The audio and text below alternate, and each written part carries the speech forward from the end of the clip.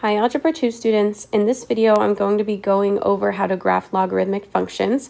The first example is going to be just a very simple logarithmic function. The second example is going to have some vertical transformations, and then the last example will have a vertical and a horizontal transformation. So this first function we are graphing is y equals log base 3 of x. So in order to make my table before I graph, I need to make sure that I pick good x values for this logarithmic function. And we know that the numbers that go inside the logarithm where the x is are numbers that are on the number line that multiplies by our base, which in this case is 3. So the 3 tells me that I need to make a number line that multiplies by 3. So that's the first thing I'm going to do. I'm going to make a number line that multiplies by 3. Now we know whenever we make a number line, we're going to start with putting the 1 on the number line. And then I'm going to go ahead and multiply by 3 to get a few numbers to the right of 1 and divide by 3 to get some numbers to the left of 1. So if I multiply by 3 once, I get 3, and then again I get 9. If I go to the left and divide by 3 once, I get 1/3. And then if I divide it again, I get 1/9. So that gives me at least a couple numbers on my number line that I can use in my table. So again, these are the numbers that we want to put in the log because they're the numbers that multiply by 3 on the number line that multiplies by 3. So these are going to be the x values I choose. So my x values are going to be 1/9, 1/3, 1, 3, and 9. Okay. Now the y values that are going to be in this function are going to come from the number of jumps it takes us to get to each of these x values. So let's start with 1/9. I can see that 1/9 is 2 jumps to the left of 1, so that's -2 jumps. So that means my y value when I evaluate the log at 1/9 is -2.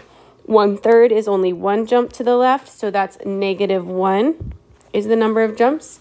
For the number 1, of course, that's 0 jumps. I don't need to move at all. If I'm trying to get to 1 on the number line from 1, that's 0 jumps. If I go to 3, that's 1 jump to the right, so my y value is 1.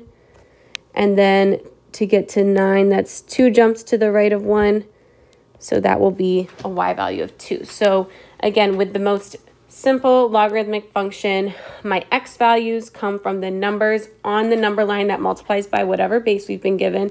My y values are always the number of jumps it takes from 1 to get to each of those x values. Now I can go ahead and plot my points on the graph. So 1/9, that's very close to 0, and then that's at a y value of -2. 1/3, it's also between 0 and 1, but it's a little farther from 0. So I'll go out a little, and that's at -1. And then 1, 0, 3, 1, and like this, 9, 2. All right, so you can see the shape. I'm going to connect my points.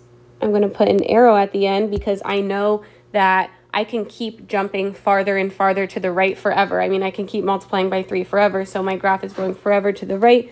And then I can see that on the left, I need to make sure I extend my graph down all the way because as I keep dividing, as I keep jumping to the left, my numbers get smaller and smaller fractions, but they never quite touch 0. So our x values or the numbers on our number line just get smaller and smaller and smaller, closer to 0, and it creates what we call a vertical asymptote.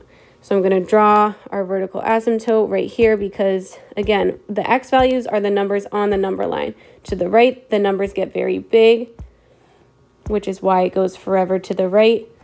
We have an arrow there, and then to the left, it doesn't ever become negative. It just gets smaller and smaller. The jumps do become negative, which is why our range is going down forever.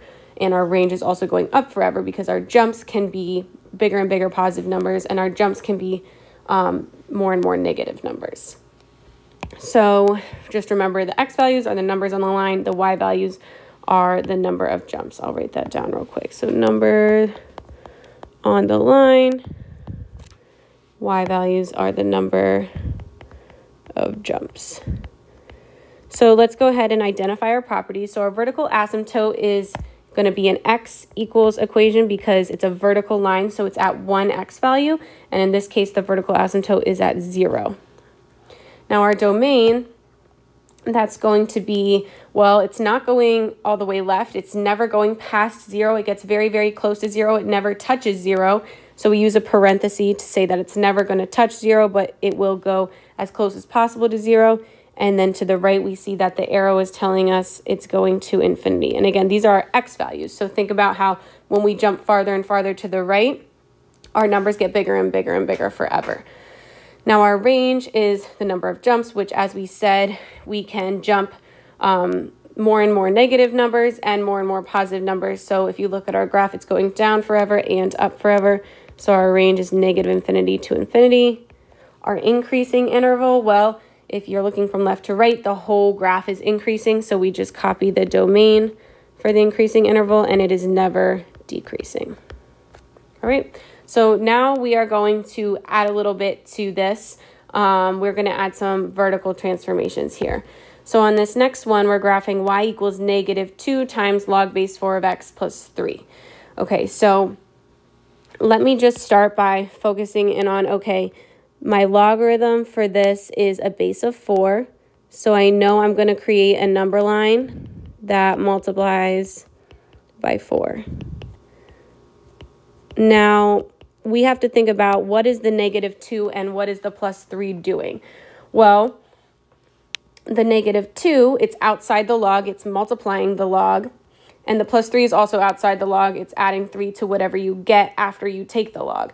So since the -2 and the 3 are both outside of the logarithm, those are operations we would do after we evaluate. So after we figure out the number of jumps, that means that these are impacting the y values.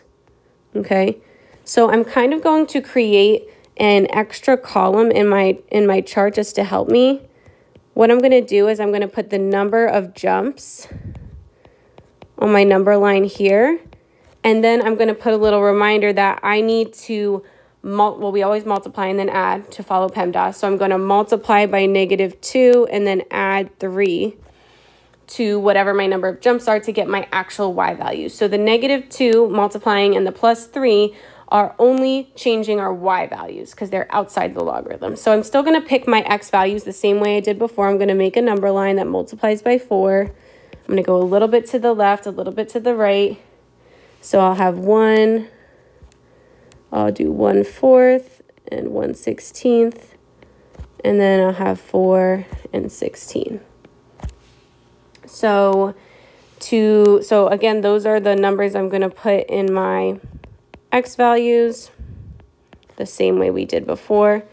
The numbers on the number line that multiplies by 4. Now I have to get my number of jumps. Then I will multiply those by -2 and add 3 to get my actual y value. So for my number of jumps, we know how to do that.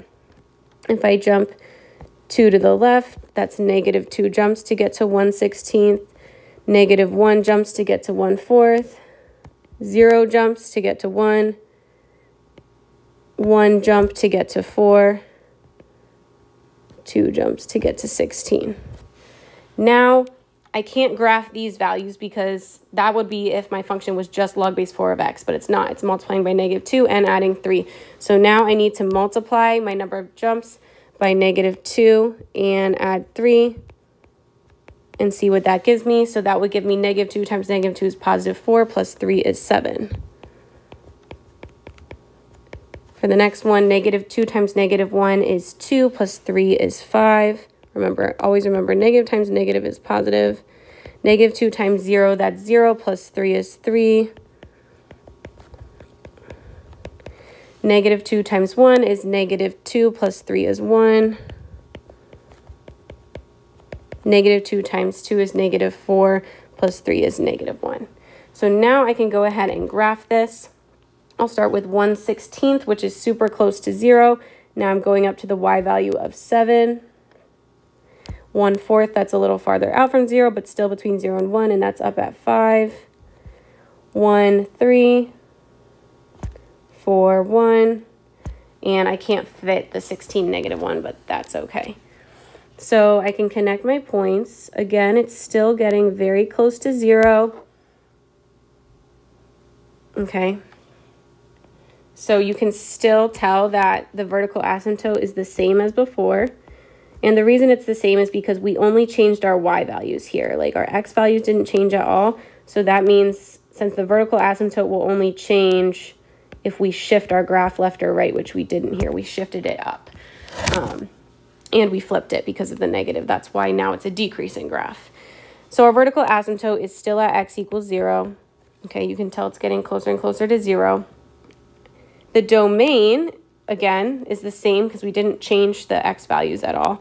Our domain is still 0 to infinity. Our range, it's going up forever and down forever. It's still negative infinity to infinity, and this would be a good time for me to mention that it's always, for all logs, going to be negative infinity to infinity. Because think about it, no matter what your base is, you can always jump to the right as many times as you want, and you can jump to the left as many times as you want, and our jumps are our y values. So that's why the range is still negative infinity to infinity. Whether we shift it up or down doesn't change that. The increasing interval, well, now if I look at this graph from left to right, I can see it is no longer increasing, it is now decreasing, and the reason for that is because we multiplied by a negative, so it flipped the graph. So it's no longer an increasing graph, now it's a decreasing graph, but it's decreasing the whole time, so we'll use our whole domain, 0 to infinity. All right, one last example. Now this one is a little different because as you can see, we have this -4 inside the argument. This is called the argument of the log because it's inside with the x. So this is going to impact our x values that we choose. The +1 is still, just like before, going to impact our y values. So now we're going to have two different shifts we have to do. So I like to kind of still put I'm going to put my number of jumps here. And then I'm also going to put my numbers on the number line. And then I'm going to have to figure out how to get the correct x values. So I always start with my base. Once I see that I have a base of 2, I know that I need to make a number line that multiplies by 2. So I'll make the number line, and I'm going to put the numbers that multiply by 2. I always put 1, 2, 4, 8, and then I'll put 1/2. I'll just do 1 fraction for this one.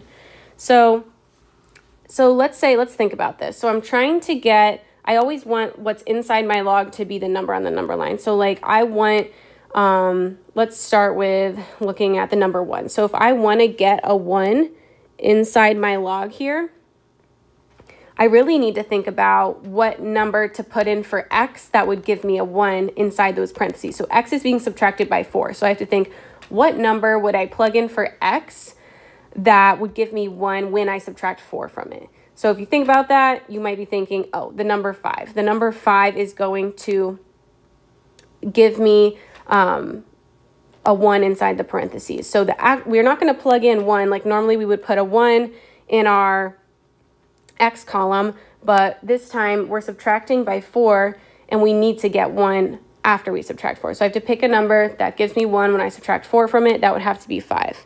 So I will put 5 as one of my x values for 1. Now with the number 2, same idea. I'm thinking, okay, what number -4 gives me 2? That would have to be 6.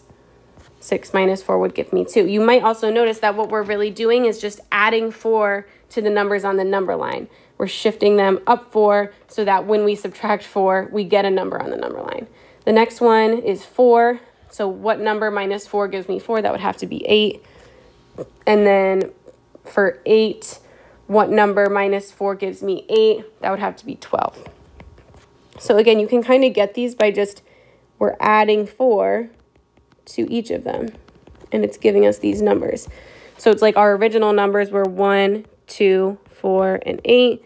We added 4 so that we would get a number that gives us that number on the line after subtracting 4. So that's another way you can think about it. However you think about it is fine. I'm just trying to show some different ways. One way to do it is to write down all the numbers on the line and then add 4 to them. So the opposite of what you see in the parentheses, it says subtract 4, you have to add 4 so that it will give you the correct number. Or you can do it the way I originally talked about it, which was like just thinking about what number to plug in that would give you what you're looking for. I skipped the fraction because it's a little harder and I wanted to come back to it. But if I'm trying to do 1/2, I need to shift that up 4. So 1/2 plus 4, that would give me 4.5 instead of 1/2. Okay, so there's some different ways you can think about that. So now for the y values, we still need to look at the number of jumps, and it's still corresponding with, you know, each x value. Like just because we add 4 to them, we're still thinking about how many jumps it takes to get to each one. So like for 1/2, it's still a -1. Using the wrong color, -1 jumps. For 1, it's 0 jumps. For 2, it's one jump. For 4, it's 2 jumps.